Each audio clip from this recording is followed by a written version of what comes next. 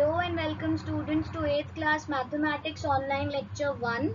My name is Ayushi and I'll be your teacher for this session.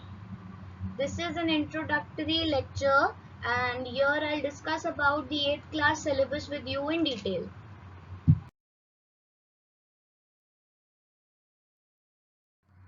We'll be following the NCERT this year. On the screen you may see the list of all the chapters that we have to cover. Chapter number 1 is rational numbers that will be starting shortly. Chapter number 2, chapter number 9 and chapter number 14 are based on the algebraic concepts. Chapter 2 is about linear equation. Chapter 9 we have about mathematical identities and chapter 14 is about factorization. Next is chapter number 3, which is understanding quadrilaterals. In your previous classes you might have studied about the quadrilaterals. Any four-sided enclosed figure is known as a quadrilateral. In this chapter we'll deal with the types of quadrilateral and also properties related to those quadrilaterals. Chapter number 4, practical geometry, it's all about construction. Chapter number 5, data handling. This is statistical in nature. Here we'll discuss about mean, median, frequency, tally marks, etc. Chapter 6 and 7 deals with squares and cube of a number and also their respective roots. In chapter number 8, comparing quantities, we'll deal with the ratio, percentage, profit loss, discount, taxation and also simple and compound interest. Chapter number 10, visualizing solid shapes. This is about geometrical concepts related to the solid shapes we see every day. Chapter number 11, measuration. In this we'll be dealing with area, perimeter, volume, etc. Chapter number 12, exponents in power. Here we have to study about the laws of exponent and we'll deal with the related questions. Chapter number 13, we have direct and inverse proportion. Here what do we have to do is that we'll be given two quantities and we have to study the relation between the variation in them. That is, if one quantity is varying, either it is increasing or decreasing, then how does it affect the other quantity. Chapter number 15, introduction to graph. Here we'll deal with different types of graph like bar graph, pie chart, histogram, linear graph, line graphs, etc. Chapter number 16, playing with numbers, is a very interesting chapter. Here we'll be dealing with the divisibility and also we'll have questions related to the place value and the face value of the number. The first and the foremost thing in mathematics is the number theory. If we call mathematics the queen of science, then number theory is the queen of mathematics. So what is number theory? Number theory is a fundamental body of knowledge which plays a pivotal role in the development of mathematics. If the Greek mathematician Pythagoras has to be believed, then according to him, everything is a number. Let's talk about number system. You might have dealt with all of these terms on your screen in your previous classes. Natural number. The counting numbers in mathematics is called the natural number. They are 1, 2, 3, 4, 5, 6, 7 and so on. Yes, the smallest natural number is 1 and we cannot find out the largest natural number because the set of natural numbers go up till infinity. Next we have whole numbers. If in the collection of natural number I include the number 0 also, we get 0, 1, 2, 3, 4, 5, 6 and so on. This collection is called whole numbers. Next we have integers. Now in the above said you may see we are considering only the positive numbers, but we also have the negative numbers. So the numbers negative, 0 as well as the positive all together form integer. We can give one more definition for integers. Integers are the numbers which do not have any decimal part in them. Next we have rational numbers. The numbers which can be expressed in the form p by q such that p and q are integers and q is not equal to 0 are called rational numbers. Or in other words, numbers which can be expressed in the form of fractions are known as rational numbers. Again, they may be negative, positive or 0.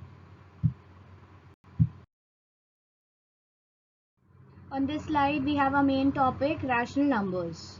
As I mentioned earlier, the numbers of the form p upon q, where p and q are integers and q is not equal to 0, are called rational numbers. See, in this highlighted text, it's given rational numbers include natural numbers, whole numbers, integers, and all negative and positive fraction. You know, fractions are rational number, so that is okay. But here it also says natural numbers are also rational number. How is that possible? See, natural numbers are 1, 2, 3, 4, 5 and so on. We know from our junior classes that whenever a number does not have any denominator, we can take 1 to be its denominator. Like for example, if we have a number 5, we can write it as 5 upon 1. If I have a number 7, I can write it as 7 upon 1. So in this way, I have expressed 5 and 7 in the form of P upon Q. Therefore, they are also rational numbers. In this way, all the natural numbers are rational number. Next, it says all the whole numbers are also rational number. See, 0 is a whole number, and because 0 also does not have any denominator, so we can write 0 as 0 upon 1. Again, we have expressed 0 in the form P by Q. Therefore, 0 is also a rational number, and this makes all the whole numbers as rational numbers. Similarly, all the integers are also rational numbers. Next we have is a number line. You might have studied about number line in your junior classes. So let's just revise. A number line is a straight horizontal line with numbers placed at even increments along the length. You can see this diagrammatic representation also. 0 is in the center. On the right hand side we have the positive numbers 1, 2, 3, 4, 5 and so on. It goes up till infinity. And on the left hand side of 0 we have the numbers in the negative, minus 1, minus 2, minus 3, minus 4 and so on up till minus infinity. As we move from left to right on a number line, the numbers increase. That is, 1 is lesser than 2, 2 is lesser than 3, 3 is lesser than 4 and so on. Similarly, on the left hand side, minus 2 would be less than minus 1, minus 3 would be less than minus 2 and so on. Now coming on the most important aspect of rational numbers, that is the properties of rational number. The first property of rational number is the closure property. What is the closure property? The closure property states that the sum of any two rational number is always a rational number. This is called the closure property of addition of rational number. Thus, Q is closed under addition. Let's take an example. If 2 by 9, 4 by 9. If we add 2 by 9 and 4 by 9, we get 6 by 9.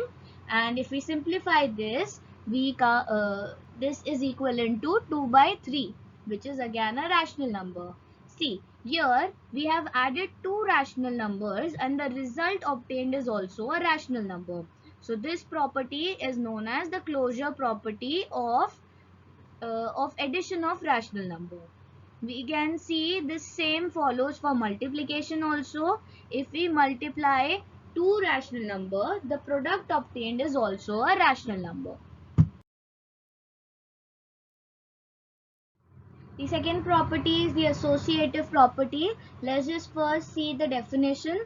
If A upon B, C upon D and E upon F are three rational numbers, then A by B plus sum of C by D and E by F is equivalent to sum of A by B, C by D plus E by F. That is, the order of the brackets is not significant. That is, we can add the last two numbers first and then we can add it into the first number, or we can add the first two numbers initially and then we can add it with the third number. Either which way we will get the same result only. Let's take this example. See, here on the left hand side, I'm adding 1 by 2 plus 2, and then we'll add the sum in 2 by 3. So on the LHS, I got 19 by 6, and on the RHS, first I'm adding the first two numbers and then the sum would be added with 2. So on the RHS also, I'm getting the sum as 19 by 6. So this is the associative property.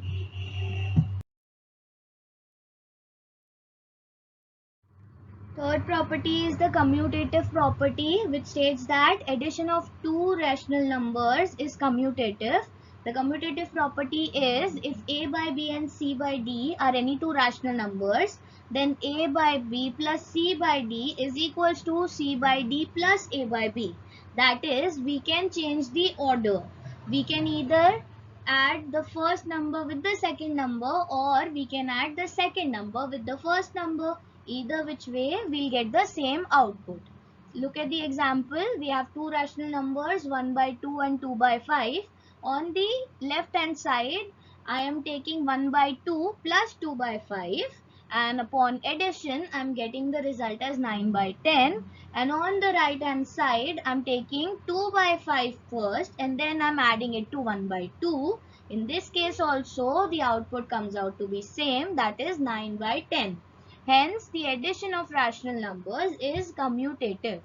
This property is also followed in the multiplication of two rational numbers. You can check it by yourself. Next we have is the distributive property. The distributive property of multiplication states, then when multiplying a number by the sum or difference of two numbers, the final value is equal to the sum or difference of each added or subtracted multiplied by the third number. Let us understand this with some example. First we have is the distributive property of multiplication over addition. That is, if 5 is to be multiplied by the sum of 6 and 8, we can simply do what? We can multiply 5 and 6 and then the product can be added to the product of 5 and 8. That is 5 into 6 plus 5 into 8, which gives us the output as 70. You can cross check it by first adding 6 and 8 and then multiplying it with 5. This is all for this lecture. We'll discuss further in the upcoming lectures, and also we'll be dealing with the NCERT questions in our Zoom session. Thank you and have a nice day.